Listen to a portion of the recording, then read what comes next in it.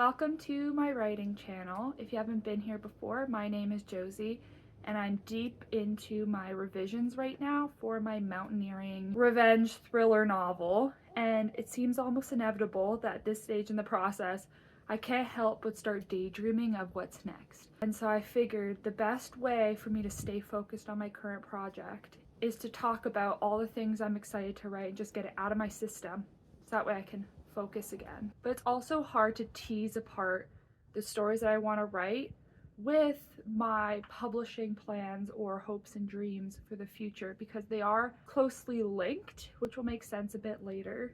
I'm gonna start by giving a bit more context on me and where I'm at right now because that really bleeds into my future projects. So I'm currently in Alaska. I'm an international student, so I'm Canadian, doing grad school here, and I've been here since 2020, and on the visa that I have, I'm not allowed to make any money outside of the stipend that I get from doing work at the university here. But I am hopefully going to be finishing this year, so I'm planning on defending sometime between mid to late summer, and once I do my defense, that's when the visa's done and I'll actually be able to publish if I want to, how I want to, still yet to be decided. The writing that I've done the past 5 years while I've been an international student has been influenced by this visa, because when I wanted to start writing stories while I was up here, I knew that I would not be able to publish them, whether it was traditional or self-publishing. So it gave me a lot of freedom. There was a lot of pressure removed from what I was doing because I no longer had to think, oh, what are other people gonna think when they read this? Will this get published? Is it good enough? Because I had so much time to just play around and do whatever. And this allowed me to enter one of the most productive periods of my life, where I've ended up writing almost one novel every single year. I tend to write a first draft in November, and then I spend the following year going through different rounds of revision, just making it stronger and making it readable for other people. And I've had family and friends read my stories, but that's about it.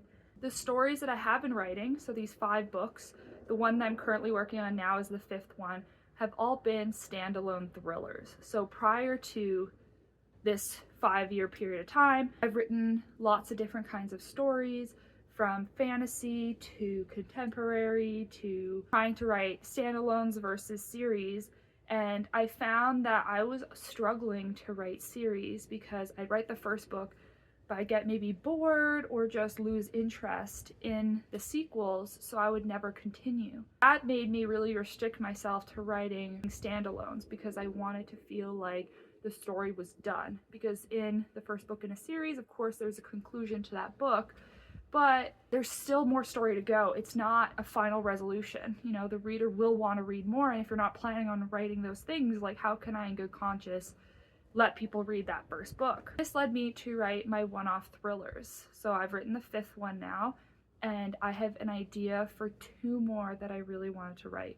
One is a historical novel, so it's based in the 1600s in the New World, you know, as people are coming over with a series of deaths happening and trying to figure out kind of the murderer type of thing. And the second thriller idea I have is this Lord of the Flies, even though I haven't actually read that book. I didn't have to read it in school, and I've always wanted to read it, but in preparation for this, I probably would. But it's like a Lord of the Flies slash like almost like a Bachelor vibe to it, like the TV show. And I'm really excited to write both of those. Honestly, I'm most excited to write the historical fiction, even though I've never written historical fiction, and it seems really intimidating because it seems the hardest of all the genres, right? Like in fantasy, you have to do all these extra layers of world building, but at the same time, you don't necessarily have to get anything right because you're making everything up yourself. But it's in a different world, it's a different vibe than the modern day. Versus a contemporary, you do have to get things correct, you do have to make them more realistic.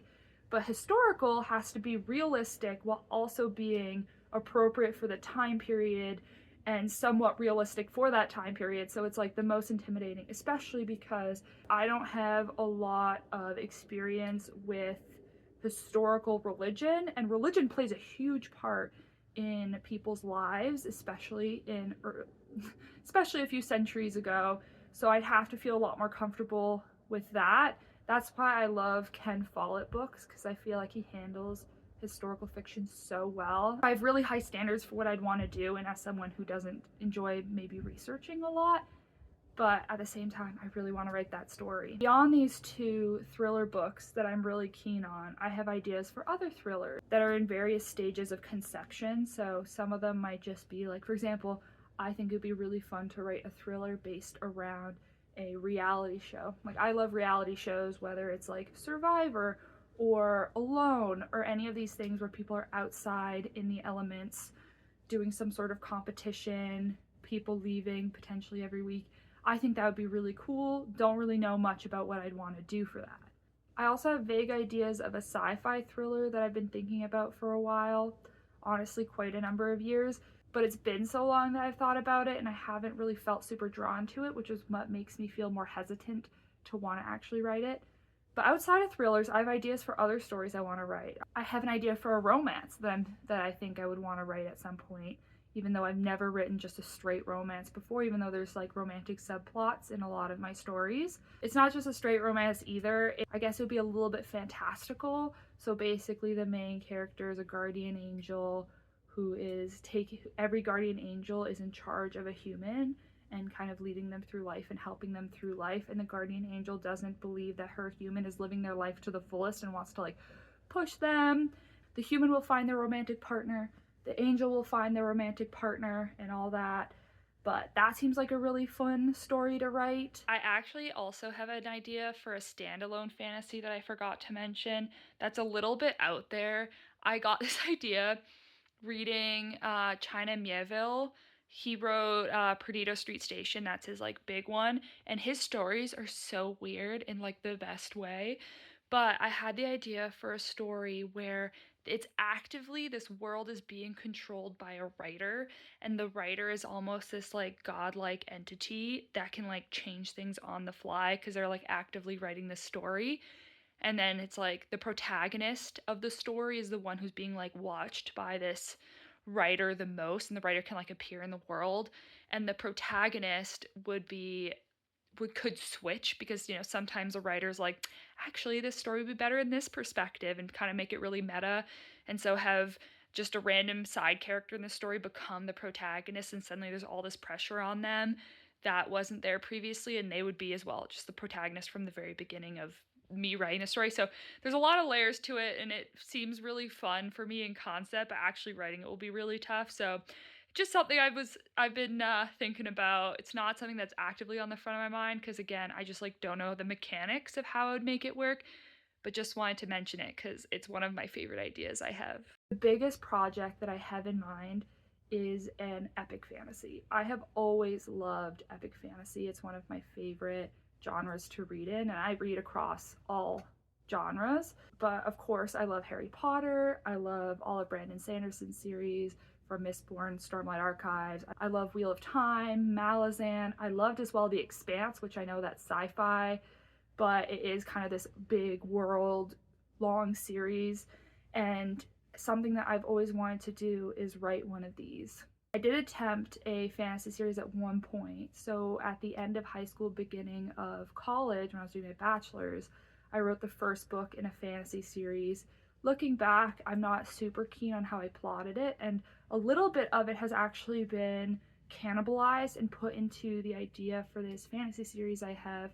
So this series, I've been thinking through it for years now, and I've actually been developing this really big outline for multiple of the books. So I think there would be like 6 or 7 of them, and following multiple different characters with very diverging paths. So not necessarily characters that are going to be in each other's way through a lot of the story. So you're seeing a lot of the world. This is where the idea of publishing starts to muddy the waters a bit, because I think I would like to be published one day. When I was younger, publishing was a huge motivator for me. I really wanted to get my stories out there. I wanted someone to read my books and love them the way I've read so many other books and loved those books. And so when I was in high school, I felt almost maybe this desperation to try and get published, because I did try to get a book traditionally published when I was in grade 11, I think. And so I sent it I sent query letters out to literary agents, and when I was just outside of high school, I self-published that first fantasy book that I've then taken down because I don't see myself writing the sequel, and as well, I think I could do a much better job. But now, especially because I have been forced to kind of remove publishing from my plans while being an international student, publishing is no longer the driving motivator that it used to be. Now I simply love writing stories. Not that it's this altruistic thing. Like, I love for people to read my books, but it's no longer as in the forefront of my mind as it used to be. So if somebody came up to me and was like, I'll publish all your books right here, right now, I'd be like, yeah, great, thank you. But I'm not quite as in a rush to get it done. But I do want to try eventually. And I don't know exactly the self-publishing versus traditional route that I would go down. That's something I'm still deciding on, and I feel like I should decide that soon because I'm going to be finishing my program soon and I can actually start getting the ball rolling on one of these two options. But no matter which direction you publish in, whether it's self-directed or traditional, there is an idea about branding. So making sure that all your books are really similar, because people don't necessarily read every single genre, and so if you publish in a bunch of different genres, then you might not be able to grow your brand as well than if you focus in one specific area. For me right now, I've written a lot of these thrillers, and those are the ones that I would probably focus on trying to publish first. And so building a brand around being this like thriller mystery writer, that's a given, that's easy. But coming back to this fantasy idea, I feel like I would write this fantasy even if there was no one to read it. I'm sure my boyfriend would read it, my dad would read it, other family and friends will read it, especially because I've got some fantasy lovers in my close circle. And from what I've seen, epic fantasy is more leaning towards traditional publishing. There's not a lot of self-published epic fantasy. I could be wrong. For example, like romance is a really popular self-published genre, whereas, potentially these epic fantasies wouldn't. Big books are especially hard to get published, especially in series, because it costs the publisher more the bigger your book is, because they have to sell it at relatively the same price as like a book half its size, but it costs more to produce something that has more pages, obviously. For your first fantasy book, publishers want to see a story that's like 120,000 words and under, like 100 to 120,000 words, which the fantasy series I want to write would be a lot bigger than that, because I would be doing like 3 points of view. Each of those points of view would have a fully fleshed out arc, and from the thrillers that I'm writing, a one arc for a character for me tends to be between 70 to even 100,000 words. So we're talking about like 200 to 300,000 words for a novel. That would be a really hard sell for a traditional publishing. And again, it would take a lot of my time to write these stories, because I haven't even written the first book yet. And we're talking about going based off of my current pace. I can write one thriller a year. And if we say one thriller is one POV in one of these books, and I have 3 POVs per book, and I have 7 potential books I want to write, it quickly adds up. So I'm talking about doing this work for 21 years, 22 decades of my life writing a series that I'm potentially never really going to be able to get published. Honestly, this is something I am super keen on, and I think I would be interested in doing that. The high school Josie, I think, would have never wanted to take that risk, just because she would have wanted to be able to publish. But I think now I'm in a position where, like, I would love to publish my thrillers to get those out there, but I want to write this fantasy book, because writing, sure, it's a way to make money, but it's also, at least at this point, a hobby. Right? The way other people crochet or play a sport or watch sports or whatever it is, I really love writing, and I really want to write this epic fantasy. And so I feel like that gives me quite a bit of relief, in the sense that I don't have to get this published. I just have to write it and enjoy the process, and it's for me and what I want. I mean, I'm not going to say it's never going to get published. I'd probably try if I were to write it. I might even just throw it up on Amazon or whatever and do a very lackluster self-publishing process, or maybe more, I don't know, just to put it out there in case other people did want to read it. But I think at this point I do want to get published, and the thriller route is really what's going to take me there. And writing these fantasy books will take a lot of time, could potentially cut into how many thrillers I can write, but I think is really important to me. As you can see, what I want to write next and my publishing hopes and dreams are all kind of tangled together, and it's really hard to separate them out, because do I continue writing the thrillers for a few more years, trying to get published? Do I just try and get published with the thrillers I've already written and move on to this fantasy? I really don't know what the answer is, because at the end of the day, it's not like I'm not enjoying writing these thrillers. Those 2 thrillers I described, the historical and the kind of Lord of the Flies one, I'm really excited in writing those. I think those are going to be super fun. But it's also like, if it takes 2 decades writing for this epic fantasy, like maybe it's time I like get down to it and actually start writing this thing. It's also gonna be a steep learning curve learning to write a series and getting into that, because I've never written multi-point of view. I've never written a sequel. I don't know if I really have any true concluding thoughts from that whole ramble. I feel like I am going to keep debating on what I want to do. Out of the 2 thrillers, I think I'm leaning more towards the historical one than the Lord of the Flies one. But as well, so it's really up in the air between, do I want to write this thriller? Do I want to start my fantasy series? And what about this other romance that I, brainstormed? I think it was like early last year for fun, because it was maybe around Valentine's Day or something. I was like, ooh, what if I were to do a romance book? What would I do? And I kind of went from there. Who knows, when the time comes to choose another project, I might come up with something at the very last second and just jump to that. But before I can choose one of these projects and get working on it, I do still have to finish the current thriller that I'm working on. So that's the priority for sure. If I get ideas for these other stories, I do take a break and write those down in different outlining documents I have, just so I don't forget them, and it gets it kind of like out of my system a little bit. If you have any thoughts about publishing and writing in one genre versus multiple, or anything like that, please let me know. I'm open to all suggestions. I'm definitely gonna have to take some time in the next handful of months to do some soul searching, see what I want to do, because honestly there's a lot of ways for me to fail, but at the same time there's also a lot of ways for me to succeed.